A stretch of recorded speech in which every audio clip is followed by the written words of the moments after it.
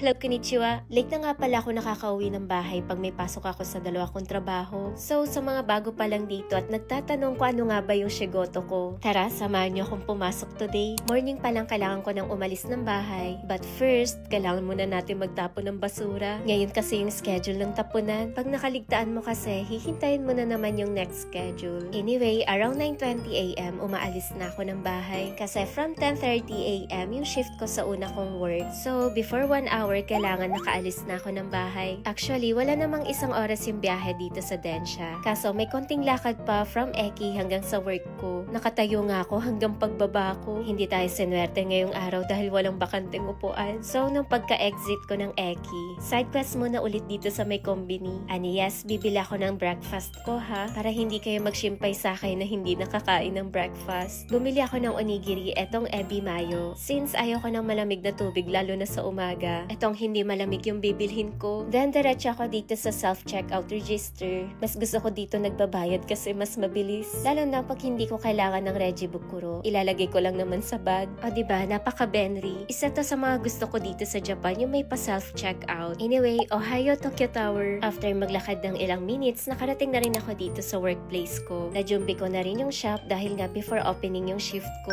So sa daytime retail staff yung trabaho ko. You don't have that in it. I think we have 2XL for that.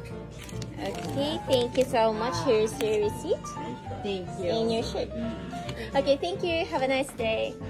Around 5 to 6 hours nga pala yung shift ko sa una kong work. Kaya naman may oras pa ako para mag-break time bago pumasok sa pangalawang work ko. Buti nga ang lapit lang ng Sukiya dito. Kasi naman guys, affordable yung gyudong dito. Isa talaga to sa puntahan ko dahil affordable yung meals. Sanet ko na nga rin siya sa salad at soup. Syempre may work pa tayo mamaya, kailangan natin kumain ng bongga. So isa nga pala sa paborito kong gyudong dito, yung 3 types of cheese, nakaset sa salad at itong tonjiro soup. At hindi makokompleto pag wala tong tabasco. Pag ito kasing in-order mo, may kasama na yung tabasco. At lagi ko nga pinapartneran to ng Benishoga. Basta gustong gusto ko yung combination neto. Sobrang sarap para sa akin. O diba, tabasco pa more. At lagyan na rin natin ng wafu dressing tong salad ko. Isa nga to sa pinipili kong salad dressing. Bago ang lahat, uunahin ko munang kumain ng salad. Naging routine ko na nga din to na every time na set yung in-order ko, uunahin ko muna sa salad bago sa main. So tignan nyo naman tong gyudong ko guys. Napaka-cheesy talaga. Kaya pag nagkikrave ako ng something cheesy na pagkain, ito yung namimiss ko sa Sukiya. Tapos gustong gusto ko yung tonjiro soup nila dito. Hindi lang kasi basta-basta soup. Meron siyang pork, mga iba't ibang gulay. Kaya ang lakas din makabusog. O diba, simot talaga yung mga plato. Hindi na nga ako masyado nagyukuri dito guys. Kailangan ko lang kasi talagang kumain saglit. Dahil maglalaan pa ako ng oras para mamili. Yes, magsa-side quest ulit tayo. Buti nga't hindi ko nakalimutan tong payong ko. Kasi uulan mamayang gabi. So, kailangan ko munang dumaan sa Yakyoku. Isa nga tong Matsukiyo yung lagi kong puntahan. Bibili kasi ako ng interdental brush. Hindi ako pwedeng maubusan neto. Tapos itong Transino kasi last na yun na inom ko kanina. And then, proceed tayo sa Nikkei. Nandito kasi yung hair care and skincare section. Nahanap ko nga agad tong Rifa. Ito kasi yung brand ng hair shampoo at treatment ko. And yes guys, medyo takay talaga to. Pero super worth it. Next time, itatry ko din tong Outbath treatment. Koremite, ang cute ng gift set nila. At baka familiar na rin kayo dito sa hairbrush and hair comb nila. At ito nga paling ginagamit kong brand ng facial wash. Ang kaso wala dito yung ginagamit ko. At kung laging itchy yung scalp nyo guys o kaya prone sa dandruff, isa to sa usosame ko dahil ito yung ginagamit ni Kento. Hindi na nga siya nagpapalit. Nakabili na rin tayo ng mga kailangan nang makaalis na tayo dahil dadaan pa ako ng Don Quixote. Kasi diba kailangan ko bumili ng facial wash? Wala yung ginagamit ko doon. Kaya Z-Time meron dito sa Donkey. So, eto nga pala yung ginagamit ko. May nakasulat ngang Nikki Bio po. Feeling ko, isa rin talaga to sa nakatulong sa breakouts ko. And next, kailangan natin pumunta ng Rokkai. Nandito kasi yung mga supplements. Bibili rin kasi ako ng collagen tablets. Pangatlong bili ko na nga nito guys. Fast forward, kailangan ko nang pumasok sa second work ko. And yes, sasakay muna tayo ng elevator papunta sa taas dahil nasa Rokkai din yung work ko. So, eto namang isang shigoto ko. Hall staff naman ng Teppanyaki Restaurant. Usually, 4 hours and 30 minutes yung shift ko dito. Minsan, umaabot ng Goji Camp pag may Zangyo. Pero minsan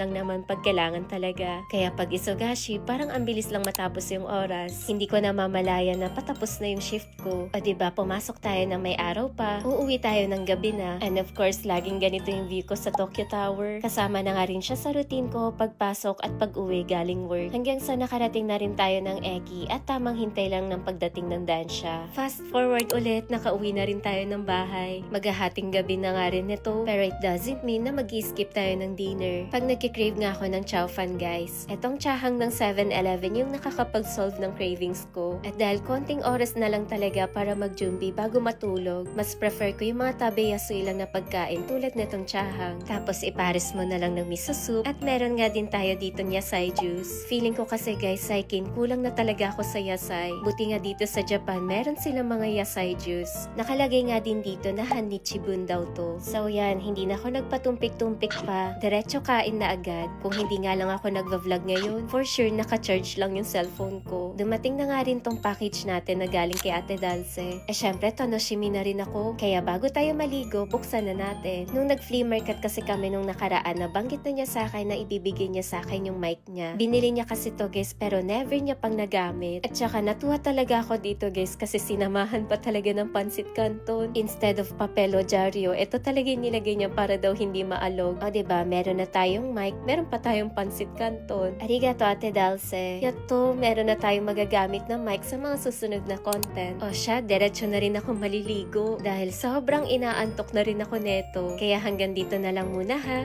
Yun lang, mata ne!